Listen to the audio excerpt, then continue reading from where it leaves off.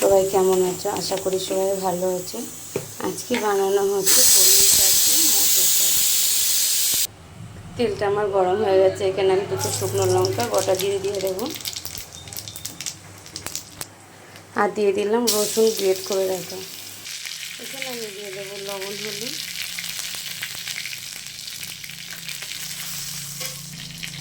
দিয়ে দেবো কলমি শাকটা, দিয়ে দেবো। এখানে আমার শাকটা ভাজা হয়ে গেছে। এখানে আমি ডালটাকে ছেড়ে দেবো।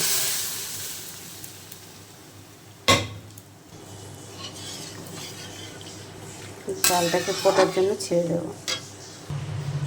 ডালটা আমার এখানে কমপ্লিট হয়ে গেছে। জয় গুরু, সবাই ভালো থাকবে, সুস্থ হবে। দেখা হবে পরের ভিডিওতে।